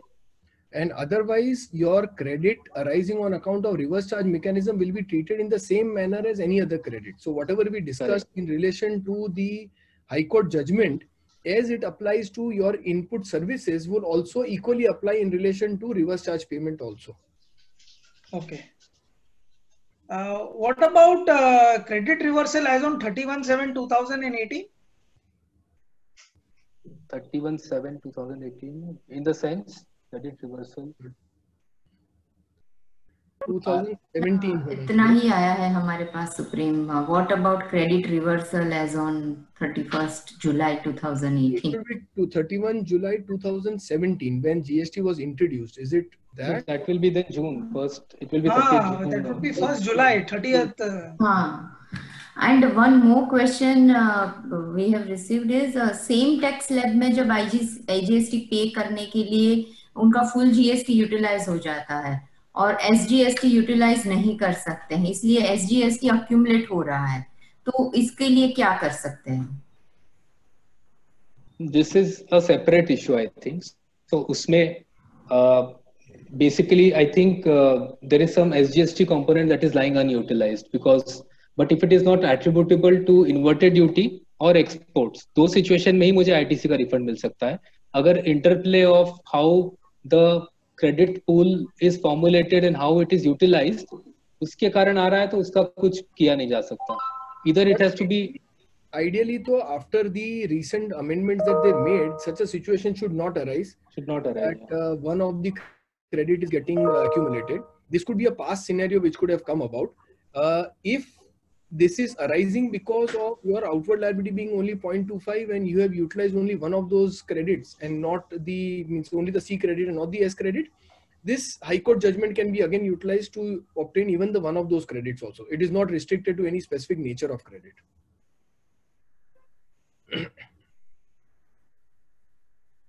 So ये जो जुलाई वाला क्वेश्चन है वो आई थिंक ये हो सकता है कि जैसे कि मैंने बोला कि जुलाई के पहले वाले पीरियड टाइम बार हो जाएंगे अगर मैं ये रिफंड क्लेम फाइल करता हूँ तो उसके पहले के पीरियड का क्या, maybe that is the question. If that is the question then I have already answered that कि उसका हम क्लेम फाइल करके रख सकते हैं अगर वो रिजेक्ट होता है क्योंकि वो टाइम बार्ड हो चुका है, क्योंकि मुझे क्लेम 2 साल के अंदर फाइल करना है, तो मैं रिट कोर्ट में जा सकता हूँ ये बोल के कि ये जो रिफंड अराइज हुआ है that is pursuant to high court ruling that has struck down or held ultra vires a certain provision. इसके लिए टाइम बार का जो प्रोविजन है उसके ऊपर अप्लाई नहीं होना चाहिए, if that is the question.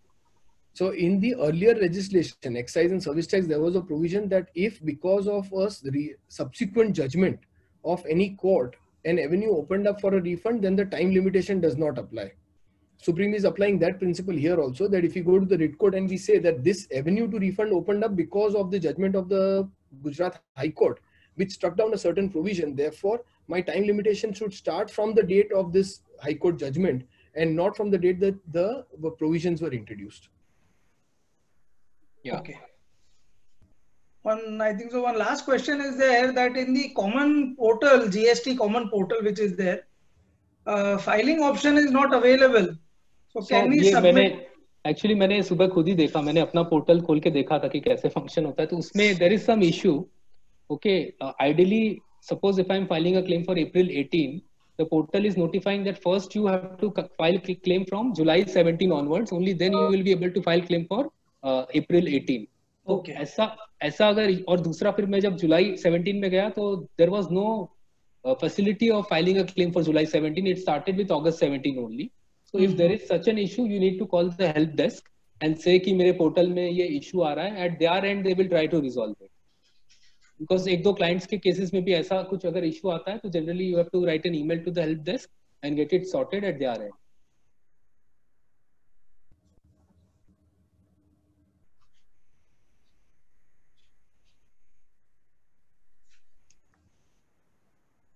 There are more questions, I think. Yeah, I think so. But like, if Jilpa, can you excuse me? I've got another meeting at Bank of India. Yeah, please. Thank you so much, Lalit ji, for your time and interest. Thank you so much. Yeah, thank you, Nishant. Thank you. Thank you, Lalit ji. Supreme, thanks a lot. It was pleasure. Yeah. And I thank all the members who have made this. I hope that everybody benefits out of the discussion and the knowledge that has been imparted by Supreme and Nishant on the subject regarding the Gujarat High Court decision, which will try to resolve the inverted duty issue what we are all facing. Thanks a lot. Thank you. Thank you, Lalit ji. Thank you so much. Thank you, Jilpa. Thank you. Okay. So, Nishant, Supreme, if I go from the pending questions, there is one question. There are few questions also. What we are receiving is J આપણા inverted duty structure ને related નથી, પણ I will request જો તમે address કરી શકતા હોય તો મેમ્બરના બેનિફિટ માટે આપણે ટ્રાય કરીએ અને અટેન્ડ કરવાનું. એક ક્વેશ્ચન છે, if judgment will deny Supreme Court refund, the beneficiary will have pay interest or not with refund amount. तो वो मैंने ऑलरेडी क्लैरिफाई किया कि वो अगर Very- बाद में वो डिसीजन ओवरटर्न होता है तो मुझे इंटरेस्ट इम्प्लीकेशन आएगा 18% पे, Okay, and अगर रिफंड सैंक्शन हुआ है. बट जनरली ऐसा होगा कि शायद रिफंड सैंक्शन होगा ही नहीं, और नहीं, मैं ऊपर तक okay. जाऊंगा तो शायद अगर रिफंड सैंक्शन हो गया, मैं उसको यूज कर चुका हूँ, तो फिर इंटरेस्ट का इशू आएगा. ठीक है. I will have to pay back the refund amount along with interest from the date the refund was sanctioned. Okay, okay. Or in the GST common portal July 2017 filing option are not available. Can we ये हमने already answer कर दिया. Answer कर दिया. So next question जो है वो similar है. आप अगर देखेंगे तो उन्होंने दिसंबर के लिए फाइल किया था 2017-18, but now is confused how to claim refund for October. Mister Parag का क्या? Yeah. Okay. In 17-18, my all sales is export sales. For the month of October, November, there was only purchase, so I claimed ITC in GST returns. In December, there was export and some ITC also. As per earlier system, we could not file refund application for more than 1 month. I filed application for December and got refund. Now, how to claim refund for October, November? Okay, ये basically but October, November में अगर उनका export था ही नहीं, तो उस ITC का उनको रिफंड मिल ही नहीं पाएगा, क्योंकि एटलीस्ट उस पीरियड में आपका एक्सपोर्ट होना चाहिए. और सेकंड ये है कि वो ऑलरेडी टाइम बार हो चुका है. But now ये टाइम बार हो चुका है, but now because of this judgment he may be able to file again to seek refund for the entire period. नहीं, but he does not have any, so he Exports नहीं है ना, only purchase is there. Domestic नहीं है उसका कुछ भी. He has already filed for December. He has already filed, so he can't go retrospective. नहीं, also Yeah, that's the issue. he only has export transactions. He does not have domestic. So anyways, inverted duty will not apply to him. The next question is, as per the notification, there is bunching of financial. तो ये already हमने answer कर दिया. Answer कर financial year wise हो सकता है, 3 financial year का एक साथ नहीं कर सकते. Okay. We have so much credit in GST and come new imports, so we can pay GST from this credit. No, you cannot. That is This is what they are trying to say, that they want to pay the customs GST, IGST at the time of import through credit that has to be paid in cash. You cannot pay through. जिनपा ये हम discuss कर चुके पहले भी, आपको अगर याद होगा. हाँ. You use your ITC to pay. ITC, yeah, this is one of the proposals actually we are Correct, trying to push with department. So as per my understanding, this at present this provision is not available, but we are trying if government can. Correct. Yeah. It does. One question is there in question answer section. Sir, I pay IGST monthly approximately 8 lakh and our cost and SGST and IGST on purchase of goods for manufacturing as machinery, etc. If possible, all of ITC refund to me. So I'm unable to understand. So question वही हो गया कि मुझे capital goods का input service का सबका refund मिलेगा क्या? Which we have already answered. Capital goods we can take shelter of the ruling and file, but definitely input service we can file, subject to subsequent developments in this issue. Okay. So I think we have so much credit and yeah. So I think most of the questions we have tried to address and जो भी discussions हुआ है, जो भी clarifications आपने judgment पे दिए हैं, I think that will be beneficial to the member. उनकी जो evaluation करना है, जो GST credit है उनके पास उसका, और जो भी प्रोसीजर अभी उनको करना है उसके लिए आई रिक्वेस्ट मेंबर, अगर आपका फर्दर कोई क्वेरी है या बाद में भी आपको लगता है कुछ क्लैरिफिकेशन चाहिए, you can consult GJPC for that, or we will try to get back to you after consulting the experts. Thank you Nishant, thank you Supreme for your time, और आपने जो भी डिटेल में हमें आज इंफॉर्मेशन दिया है, thank you so much. Thank you for the opportunity. Thank you all the participants for your participation, active participation to the session. Thank you so much. Thank you.